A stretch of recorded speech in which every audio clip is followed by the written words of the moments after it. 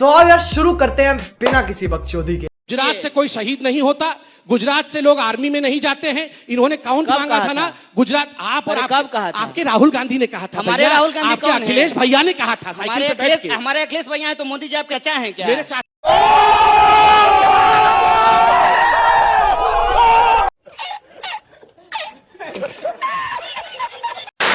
नहीं, तो कौन है? इस देश के बाप हैं। कौन है? प्राइम मिनिस्टर है। बाप होंगे, इस देश के बाप नहीं है। आपके बिल्कुल बाप है। होंगे, हमारे बाप नहीं है। आपके देश के बाप नहीं है, आपके बाप होंगे। आपको ओएनजीसी का डायरेक्टर बना दिए आपके हैं। पिता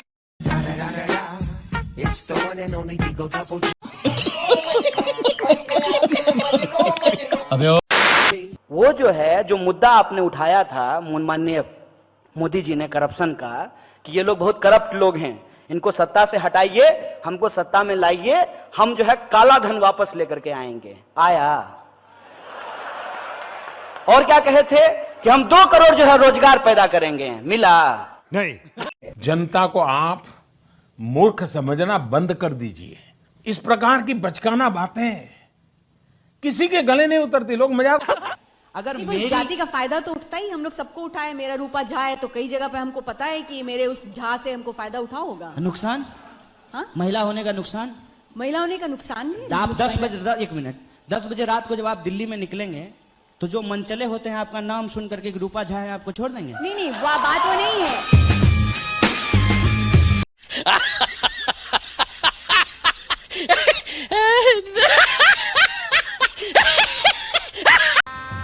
गजब बेइज्जती है। आप जिस आइडियोलॉजी को बिलोंग करते हैं वो कहता है लेनिन आतंकवादी है, उसने बहुतों को रेड टेरर में मारा है, और मानता हूं मैं भी, लेकिन नाथूराम गोडसे ने भी तो हमारे फादर ऑफ नेशन को मारा, तो उसे आप क्यों नहीं टेररिस्ट मानते हो? नाथूराम गोडसे जी पे आरएसएस का कथित, नाथूराम गोडसे जी पे हाँ सुन तो लीजिए, बोलने तो दीजिए। बोलने देंगे कि आप लोग बोलेंगे तो ले लीजिए। बोलिए बोलिए जी। ये कल को हाफिज सही जी करेंगे। बोलिए नाथूराम मुर्दाबाद। क्या है इसमें? रावण बोलिए नाथूराम गोडसे मुर्दाबाद। क्या है गोल गोल घुमा रहे हैं? क्या बोलने में दिक्कत है? शिव तांडव बोलिए स्तोत्र नाथूराम रावण ने गोडसे रचना मुर्दाबाद। की थी। क्या दिक्कत है इसमें? है मुर्दाबाद है, इसमें क्या दिक्कत है? गोल गोल घुमा रहे हैं। जैसे हिंदुस्तान जिंदाबाद है, जैसे कन्हैया की भारत माता बात की सुनिए, जय यही है, narrative चला वैसे है, नाथूराम गोडसे मुर्दाबाद है। बोलिए इसको। नाथूराम गोडसे जी हो या कोई भी व्यक्ति हो, हर व्यक्ति का एक लेड पर्सनालिटी होता है। अगर उन्होंने महात्मा गांधी का उन्होंने मर्डर किया है, उस पर आरएसएस का कथित बयान है, आप जाकर के पढ़िए उसको, भर्त्सना करते हुए उसको। जी और अगर याद रहेगा, अगर हत्या की है और नाथूराम गोडसे जी, इतिहास याद रखेगा सुपस्टार जी, ये गद्दारी है। इसको कहते हैं देश के साथ गद्दारी।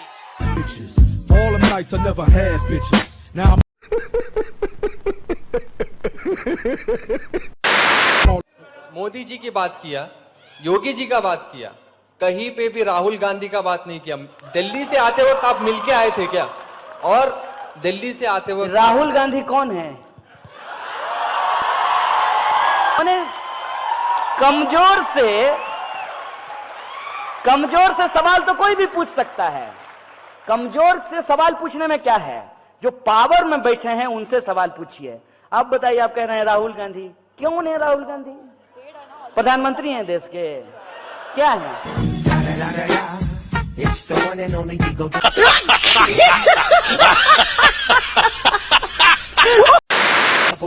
लोकतंत्र के अंदर संसदीय प्रणाली की व्यवस्था की गई है।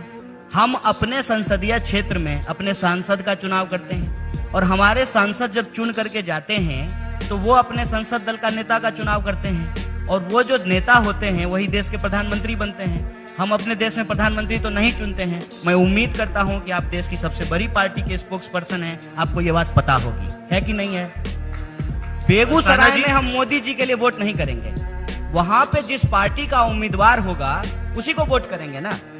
ऐसा तो नहीं है कि 545 सीट पे मोदी जी अकेले चुनाव लड़ेंगे। आप प्रोसीजर से देश और प्रधानमंत्री को नकार रहे हैं तो आपके मन में कोई तो होगा, और आप 545 सांसद को नकार रहे हैं।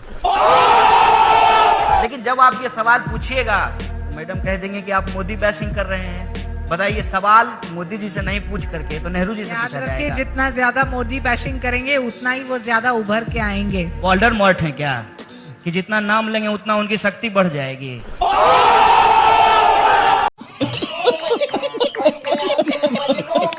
Fake it till you make it means आप झूठ पे झूठ बोलेंगे मोदी जी के बारे में, लेकिन जनता ये खरीद मोदी नहीं जी रही से है। बड़ा झूठ कौन बोल सकता है? मैडम एक बात आपको बता देते हैं, सामने से मोदी जी आ रहे हों और इधर से झूठ जा रहा हो, झूठ रास्ता बदल लेगा। मोदी जी सीनियर हैं, उनको देख करके स्टैंडिंग ओवेशन देगा, खड़ा हो जाएगा। अब तो सफेद झूठ के सामने कई बार लगता है कि मोदी झूठ ज्यादा पावरफुल है। भैया जी आप तो। और मैडम जी ने कहा कि ईवीएम पे सवाल आप नहीं उठा सकते हैं क्योंकि ईवीएम में कोई गड़बड़ी नहीं हो सकती है। इतना कॉन्फिडेंस से कह रही हैं जैसे लग रहा है कि संघ के नागपुर कार्यालय में ईवीएम बना हो।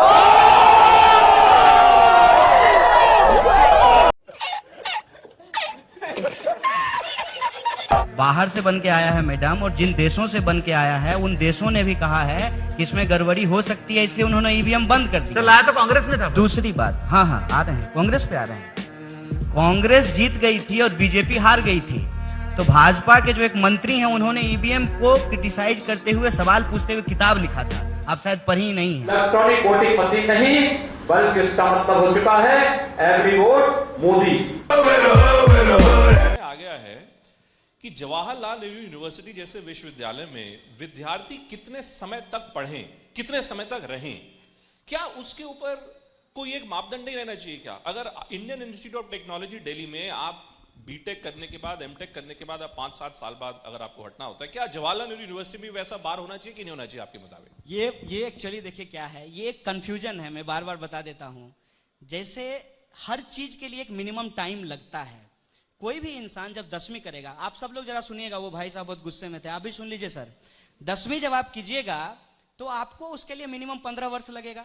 10वीं से जब आप 12वीं कीजिएगा तो 17 वर्ष लगेगा, और जब आप ग्रेजुएशन कंप्लीट करेंगे तो 20 वर्ष होगा, एमए करेंगे तो 22 वर्ष होगा, एमफिल करेंगे तो 24 वर्ष होगा, और पीएचडी करने में अगर मिनिमम भी 3 साल लगेगा तो 27 साल होगा। भैया हम कोई ज्यादा समय नहीं ले रहे हैं, ये तो सरकार ने ही मानदंड तय किए हैं, उसी के हिसाब से पढ़ रहे हैं, उसी के हिसाब से पीएचडी कर रहे हैं। और ये बार बार जो आप उम्र पे चले जाते हैं ना, तो आप मुझे बताइए, देश के प्रधानमंत्री 67 साल में युवा हो सकते हैं और हम 30 साल में पीएचडी नहीं कर सकते हैं। समझ में आया क्या? समझ में आया, मगज में।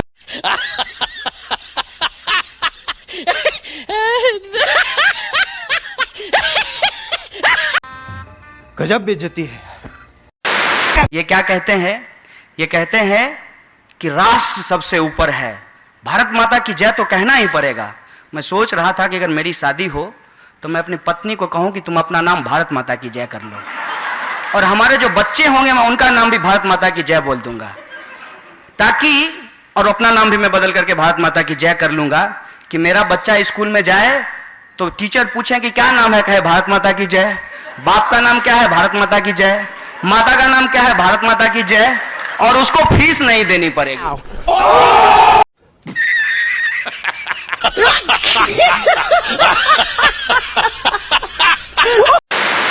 मेरी माँ है, आपकी भी माँ होगी, हम सबकी माँ है, ये कोई नई बात नहीं है। और हर किसी का अपना एक स्ट्रगल होता है। ऐसा नहीं है कि हम कोई बड़ा तीर मार दिए हैं और आप कुछ नहीं अपने जीवन में किए हैं। हर इंसान अपने जीवन में एक स्ट्रगल करता है, लेकिन जब उसका मार्केटिंग किया जाता है, इसको आप समझिए कि मार्केटिंग क्या होता है। मार्केटिंग ये होता है कि आप कितने भी नालायक क्यों ना हो, नोटबंदी के बाद अगर आपकी मां 90 बरस की होगी तो आप उसको एटीएम के बाहर नहीं खड़ा करेंगे, ये मेरा भरोसा है। लेकिन अगर 90 साल की मां को कोई अगर एटीएम के बाहर खड़ा कर दे तो ये व्यक्तिगत बात नहीं है, ये मार्केटिंग है, ये सार्वजनिक बात है।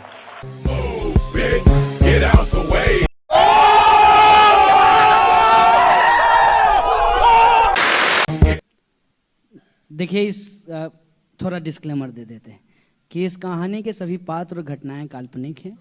अब आप पूछिए, नरेंद्र मोदी, गप्पू जी, एक और घोटाला, वैसे मैं बोफोर्स कहने वाला था, नहीं बोला। अंबानी मोदी जी के दोस्त, निर्मला सीतारमन, अलमनाय जेएनयू। हाँ, देश के नहीं, मंत्रियों के रक्षा मंत्री, हमेशा प्रधानमंत्री को बचाते रहते। राहुल गांधी लोग तो कहते हैं कि लीडर ऑफ अपोजिशन है। गंगा ढाबा, गर्मा गर्म चाय के साथ गर्मा गर्म बहस और पत्थर चलने का कोई खतरा नहीं है वहां पे। आजादी संक्षिप्त में देश में चाहते हैं रिजर्वेशन, देश में समानता के लिए, स्टूडेंट पॉलिटिक्स, देश बदलने के लिए। Smriti Irani, Manu Smriti Irani, the favourite word. You have nothing to lose but your change. क्रांति, हम करेंगे मिल करके आपके साथ, सब लोगों के साथ। आपका फेवरेट अर्नब गोस्वामी, क्रांति का बहुत बड़ा दुश्मन, भोंपू you can say. Amit Shah, भोंपू के बहुत अच्छे रखवाले। Final word, Narendra Modi. खोटा खोटा बात बंद बनना है तो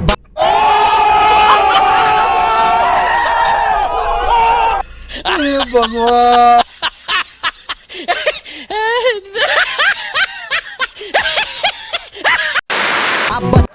ऐसे ही मजाक की बात है। और मजाक के बाद में एक बात और बता दूं, एक बार ये जोक है बहुत मशहूर है, पटना के जितने भी रंगकर्मी हैं और पॉलिटिकल एक्टिविस्ट हैं, सोशल एक्टिविस्ट हैं, वो जानते हैं। एक बार लिखा जा रहा था वॉल राइटिंग पे कि पीएम चोर है। पुलिस आकर के पूछी गए, बिना इसको क्या लिखा है पीएम चोर है? तो बोला ये थोड़ी लिखे हैं कि हमारा पीएम चोर है। तो पुलिस वाला कहा कि हमको बुर्बक समझते हो, हमको नहीं मालूम है कि कहाँ का पीएम चोर है। जेब में था चिल्लर, साथ वाले किल्लर, काम करे कांडवा। भगवान। अबे ओ